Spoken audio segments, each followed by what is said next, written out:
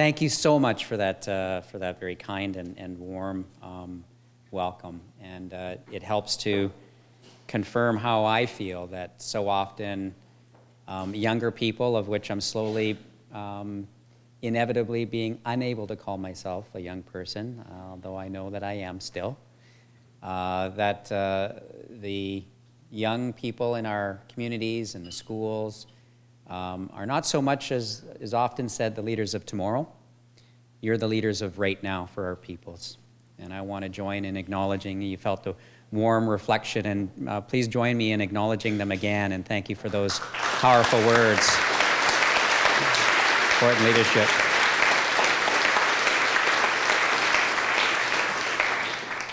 I just want to, being that we're here talking about not only education, but about Indigenous peoples, to Tsiak Kokoatsa Niagara-On The-Lake, just a few words in my language, to Atak Shitsi Hatwehiksu, as is our way, to provide the greatest of respect and appreciation. Hodnashoni Hatwea, Tai Hatwit, Yakisu Ahpit, recognizing the peoples of this territory.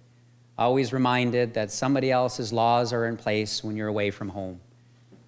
Shawn A-in-chut Atleo. I'm coming from a long ways from home. I have a relative here, actually, from Niagara-On-The-Lake territories, the west coast of Vancouver Island. I had a chance, the privilege of speaking with Mr. Martin a little earlier, and he was asking, do you get to go home? Well, I'm heading home to have turkey with my family and Tyson and Tara, my kids, this weekend, and it's an opportunity to fold into family and territories. I come from the house of Tlakashpit, from the village of Ahousit.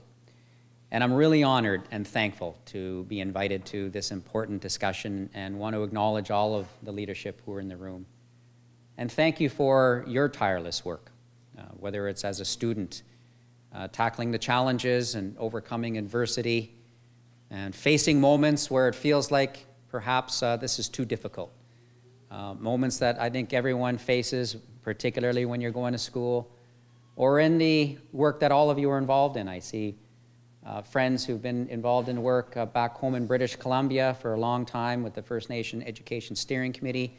Also happy to be here with fellow Vancouver Island University colleagues. I have the great privilege of serving there, and as they call it, the titular role as Chancellor. It's a honorary and symbolic role, but nonetheless one that I take very seriously because it has to do with supporting an institution that is one of many institutions that are beginning to recognize that institutions of learning have a place in facilitating, supporting, and leading the change that's required.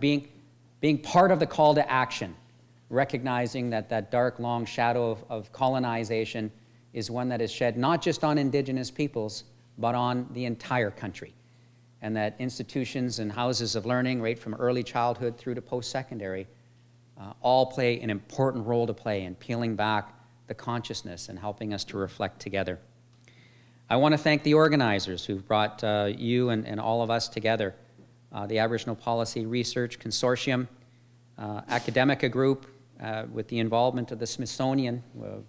Really appreciate the international aspect, that notion that that international border is not one that our peoples put in place. And I had the privilege of helping to curate an exhibit that had to do with Northwest Coast, all the way from the people of Haida Gwaii to my people, Niagara-On-The-Lake, and I was just commenting as we were coming in that I saw family items. They refer to them as artifacts in museums. And we were holding them very preciously. It looked like a few items might not have just come from my village, but from my family. And you feel that deep connection, and I found the curators to be very respectful, and they said, you know, how should we be storing them? And we gave them the advice, and you must feel like you want to bring them home. I said, yeah, we do, but it's really a nice one, but we've made another one because we're using it, because we have potlatches, and we are a dynamic people, and we understand the history upon which we might find artifacts in museums that belong to our family. A room like this would know better than most what that history is. And that helps reflect the moment that we found ourselves here today. I also want to acknowledge, as I've just briefly done so already, the Right Honourable Paul Martin. I don't know if he's in the room at the moment, but Mr. Martin, let go, touche. I would be careful so as to consider you amongst the elders as well.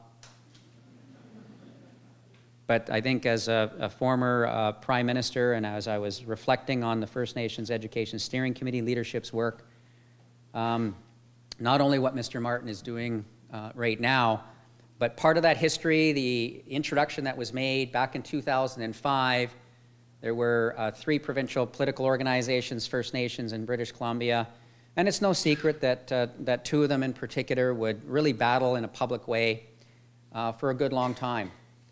And back in 2005 in the spring, we signed a unity accord. It's called the Leadership Accord. And what we said is for the benefit of our children, recognizing the over 30 languages in British Columbia, we need to do, as the elders said, we need to find ways to work together, to be united. We signed a leadership accord, and what happened next was important in our work when I was regional chief, because the former Prime Minister called the First Ministers' meeting on Aboriginal issues. It came together in Kelowna.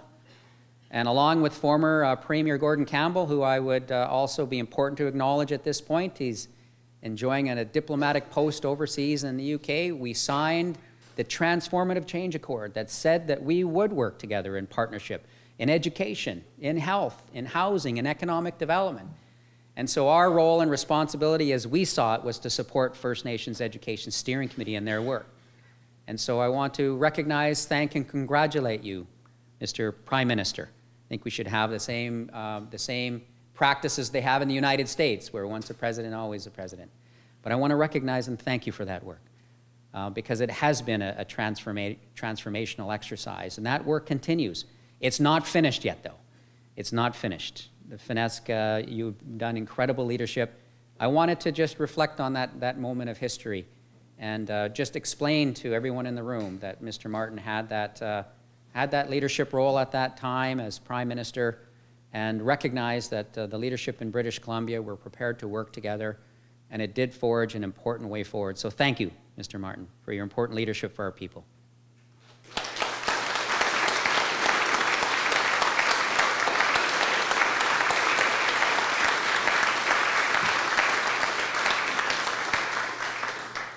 As many of you know, we just had, the Assembly of First Nations did an important moment of reflection on education just this very week, talking about the strategies that are required to move the issue of education forward. That has been, some would say, a 30-year initiative, but we know it goes much deeper than that.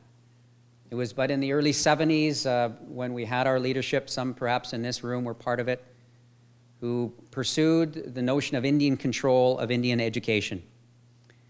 And today we remain steadfast in this path. We see, and I am one, who are the fruits of this important focus and legacy that our leaders have been so steadfastly focused on.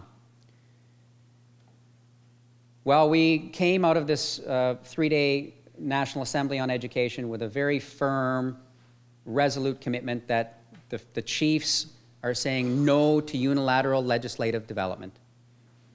There has been a path that we've been experiencing in recent months and recent years of unilateral legislation after unilateral legislation. And it is a pattern that goes back a long ways to the Indian Act being the first such unilaterally brought forward legislation. It was not done with our people. It was done contrary, in fact, to the spirit and intent of treaties that were forged before Canada was even formed.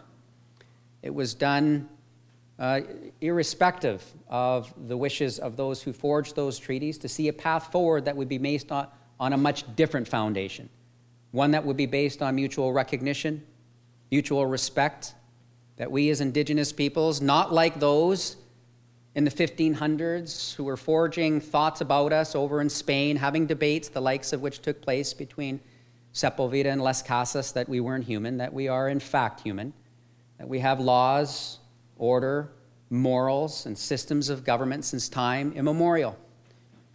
And as educators, we know that that long shadow of colonization finds its way in behavior today. It finds its way in legacy of policy.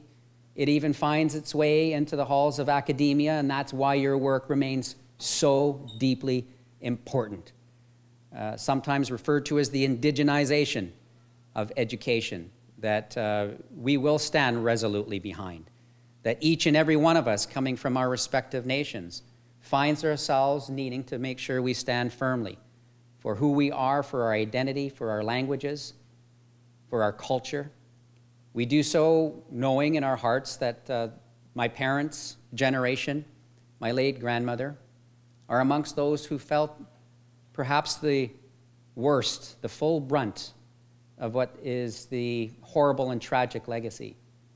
When I stand on Parliament Hill, as I did yesterday, with over 1,000 people, on what is now a Memorial Day that the First Nations have said we must keep on an annual basis for the over 600 murdered, missing Aboriginal women and girls across this country. These are not unrelated conversations when we gather and talk about education. I'm very thankful for an opportunity to have grown up in the conditions that I did. They were not easy, they were difficult, they were at times violent, they were abusive, they were deeply impoverished, although I don't know if I ever realized that we were impoverished. Because the flip side of that is how rich I thought we were with family. The times I got to spend with aunties, the instructions to go see your granny, the learning, takshia in my language, the learning that might not be recognized as education in that formal sense, but the important learning that I was able to receive. And the reason why I'm so thankful and so grateful is because I know as an Indigenous young person that I was lucky. I was lucky to have those opportunities. Not all of our people have had them. This is also a conversation that belongs in the halls of academia. It belongs in discussions about education, is the work of reconciling the past that has had at its very core an effort to pull apart families and communities. The tearing of a child right from the grips of the arms of a mother or a grandmother is the worst expression of that effort to pull people from their identities. And so we are involved in a great struggle. In many respects, by the fact that you're gathering here, the fact that we have allies that are growing, the likes of Mr. Martin and others, tells us that we're making progress on this long journey. It is a long journey. And if it was easy, it would have all been dealt with by now. But that's the reason why we've got fresh troops to bear being brought forward. Fresh troops to bear who are coming forward and saying we will not rest till we achieve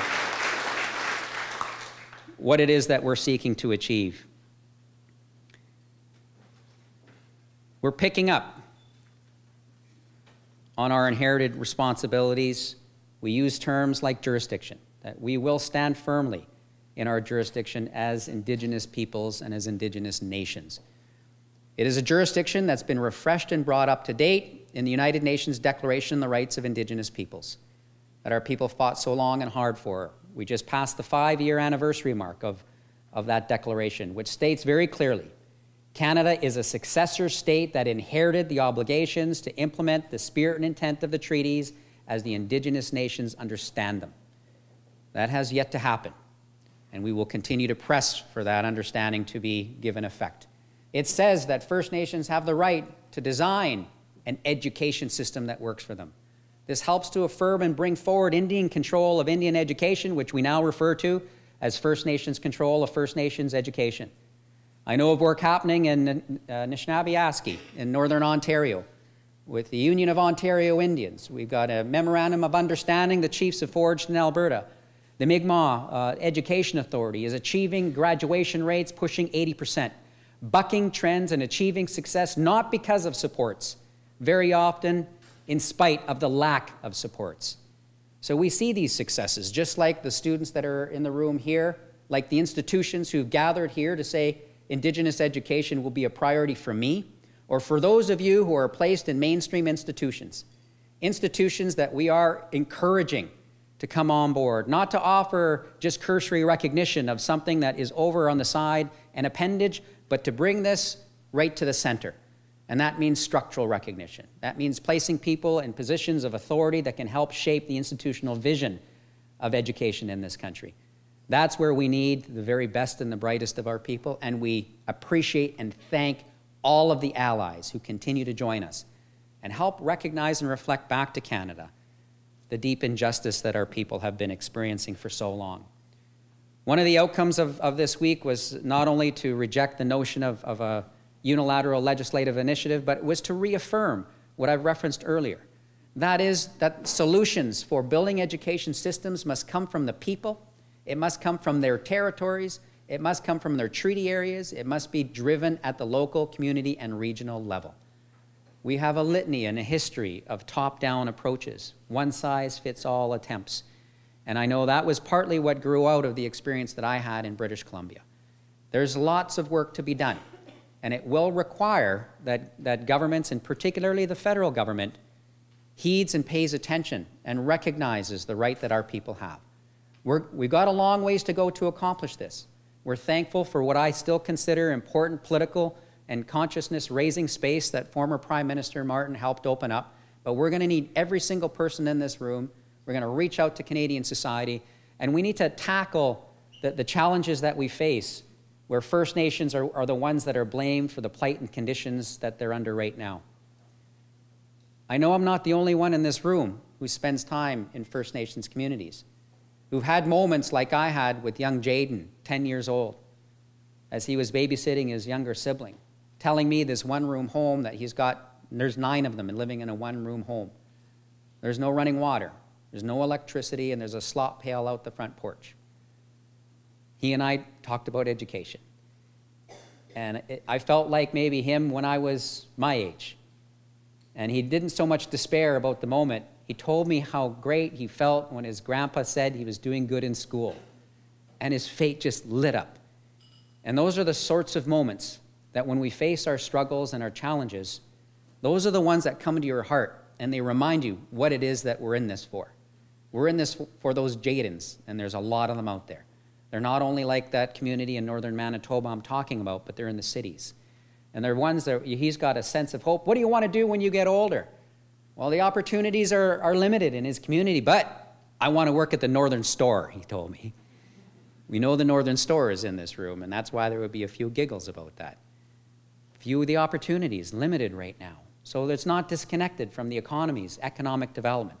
It's not disconnected from the need to resolve the land question in this country, to put right and to achieve justice when it comes to resolving the land question. It's not disconnected from the fact that that young man's community is less than 100 miles from one of the richest mines in the country. And those resources and that wealth continue to flow right by young Jaden's community. And yet what happens when this debate hits the public consciousness? Fingers are pointed at young Jaden's people and his community. And they're told that they're to blame. This is the pattern that we can break. It's that cyclical notion of finger pointing and blaming that isn't serving young Jaden. We do have incredible work that has to be undertaken. I see a resolve that continues amongst the chiefs from coast to coast to coast to achieve justice. I also see innovation that we need to support, we need to provide oxygen to, we need to put a spotlight on, and we need to grow out. When you have systems that are achieving the likes that the Mi'kmaq are, at 79% graduation rates, bucking a national trend that sometimes hits below 50% graduation rates, it tells us that there's hope here.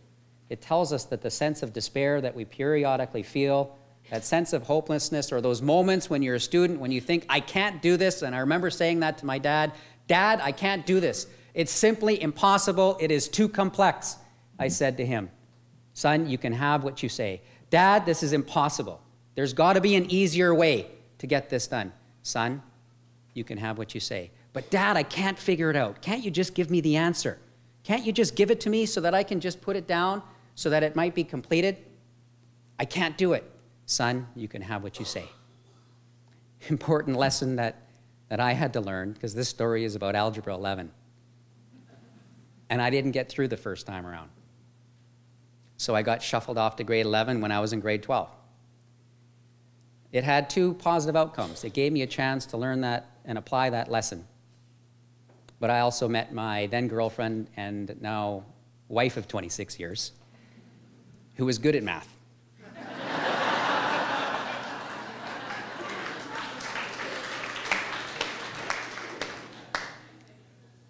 So you see that story. Yes, it's partly to do with meeting the love of my life. And I did finish and pass Algebra 11 and graduate. But it's also a lesson about the notion, about feeling that something is so incredibly complex and so difficult that we simply can't get it done. We're beginning to break through that. I felt when I arrived in the role, I feel it's such a privilege to do so in '09, that we as Indigenous peoples have arrived at a moment. I don't know how to describe that moment, but I know I'm not the only one who feels it. That we as Indigenous peoples in this country, First Nations, Inuit, and Métis, and Indigenous peoples around the world, this is our moment that we must grasp.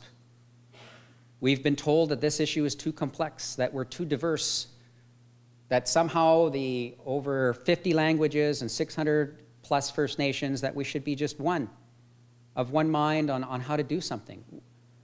And conversations the likes that we had this week remind us, well, remember, I'm Nuchano, that's my language. There's only one who might be able to understand what I'm saying. We are incredibly diverse peoples. Elements that we're describing here are a shared experience, residential schools, a shared experience, the Indian Act, a shared experience, that long shadow of colonization, a shared experience, the resilience of our people, the shared experience, overcoming incredible odds, the shared experience, me growing up with a father who I would ask periodically because of his willingness to go away and take schooling. I'd say, Dad, why is it so crazy? Why are people in a state of such deep despair? And then he would help reflect back, and he told me the stories of those debates that happened in the 1500s. He told me about the path that it's taken to the schools of philosophy, which recently John Ralston Saul said, we got to blow up every school of philosophy in this country. Those are his words, they're not mine. They're his words, not mine. He wrote that important book because he is amongst a cadre of thinkers that are beginning to encourage the country to reflect deeply. Canada, a fair country, he was saying. This is a place of Indigenous peoples that helped shape this country, but we've not really reflected on that. And so you see, we're beginning to tackle that complexity. Before we used to say, it can't be done, it's too impossible, we'll just leave it over there. And periodically we'll make an announcement that places the blame over there instead of pulling this closer. Giving effect to the spirit and intent of those treaties, we think about the ceremonies that were done. That idea in Treaty 3, and I have it written down because it is so incredibly beautiful. The Treaty 3 is one of the most explicit expressions, I believe, that can be brought forward to talk about what the objective is here today. And it says, the Treaty 3 statement, see if I can find this. As you can see, I've got lots of notes, and I absolutely felt compelled to completely ignore them. Which I know I've got some colleagues that might not be that happy with me about that. But I just wanted to speak to you all from my heart here today. And I will find it, or I will not find it. Here it is. This is the words that I asked Treaty 3 if I could bring these words out. And we were reminded of this week because this week is the 139th anniversary of the signing of Treaty 3. And these moments are often suggested to be relics of the past. It's old history. We just leave that over there. It's quaint. It doesn't have anything to do with where we are now.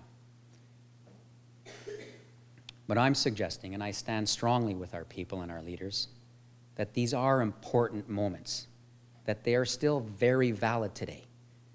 They're as valid today as the day that they were entered into. So 139 years ago, this week, this expression of mutual respect and reciprocity comes right from the treaty. If you give what I ask, the time may come when I will ask you to lend me one of your daughters and one of your sons to live with us. And in return, I will lend you one of my daughters and one of my sons for you to teach what is good and after they have learned to teach us. 139 years ago. Think of the foresight, the different worldviews that were coming together. That kind of a sentiment, how powerful it is, and how deeply we swayed from that very idea. The fact that I have, and my dad, the eldest of 17 children, was sent to residential school, told me stories about watching fellow students' tongues being pricked when they tried to speak their language. This is not 139 years ago. This is in the last generation and a half that these stories are very real. Thank goodness we've got a Truth and Reconciliation Commission that is now helping to capture this story. Thank goodness that we have a reflection now happening in this country about a very real experience. And yet we have these ideas that are sent towards our people that somehow the experience we've had is our fault. And that's a pattern that through the power of education, we can transform this conversation to it being about being in this together. That we go back to that original Treaty 3 sentiment about supporting one another.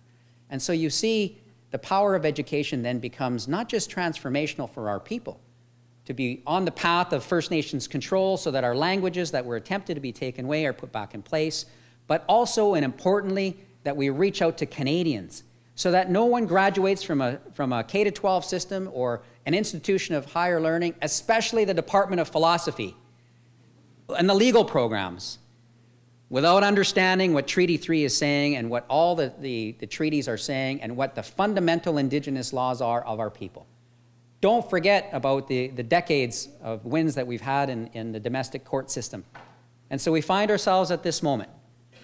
And I think about this moment right now with you on the shores of the Great Lake, about the history of the people here and the treaty making that took place at the Falls.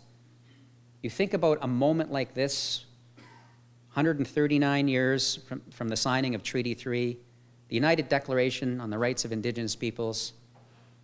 And I conclude by thinking about my own family, my late grandmother. She was 87 years old when she passed on, and she helped to reflect about her own kids with me before she passed. She was very encouraging in the area of education. She talked about her kids. She talked about herself. She says, "Grandson, I've been a fighter all my life." She was a tiny lady, but ferociously powerful. The leader of our family, one of the leaders of our nation. Been a fighter all my life.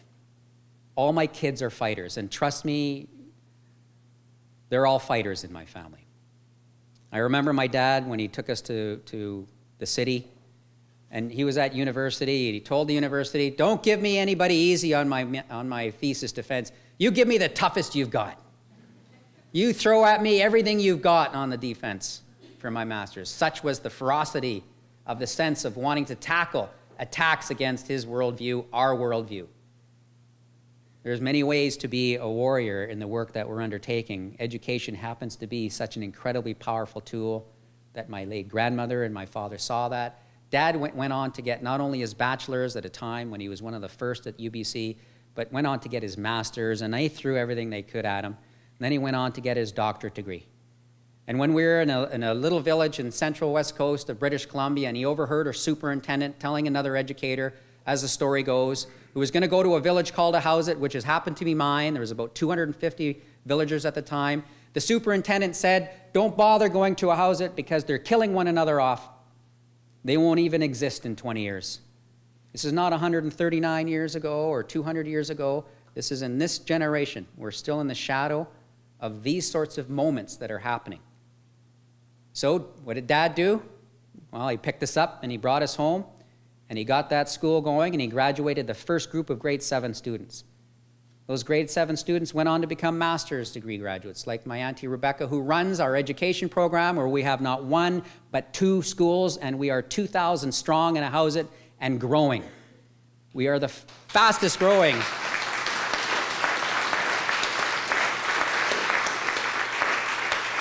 We are the fastest growing segment of the Canadian population.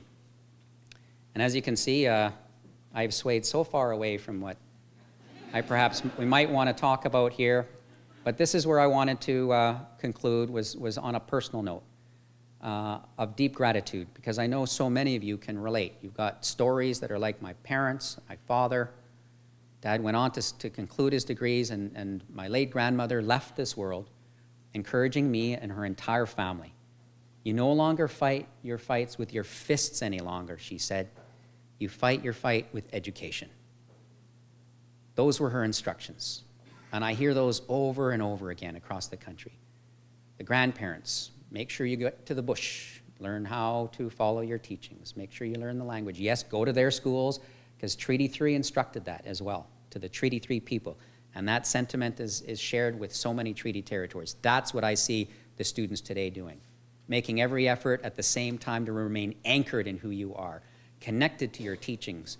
And I know your people are going to want you at some point in time to come home or be involved in a way that helps to continue to lift up your people. So even as I get a little older, and as I sat in a meeting recently, my own 26-year-old son was sitting in a meeting. He's got his, partly his education under his belt, but now he's on chief and council and said, "Son, politics." "I'll support you," I said. But that was his choice, and I fully support him. But you see, for those veterans in the room, this notion that the struggle continues, and sometimes the rate and pace is not what we seek. We do feel strongly that it is our time, a moment of bold and transformative change, the likes of which Mr. Martin helped to open up. We need to keep occupying that space. We need to occupy it by continuing to have these sorts of conversations, and we need this call to action to continue at every single level. This is an all-hands-on-deck approach, and that's because I'm a West Coaster, and that's what we say. We need not leave this to any one individual for this work to be accomplished. So I am still confident that we will achieve, that we will, in fact, we've seen achievements in First Nations control of First Nations education, but I am yet hopeful that we will achieve a much bolder and much more transformative, large step forward, the likes of which we require at this juncture in history. So I really welcome an exchange, a conversation, but I wanted to share with you what was on my heart this morning about the moment that we're in, and express my resolve and commitment to supporting particularly those of you providing incredible leadership in the area of Indigenous education. Thank you for your work.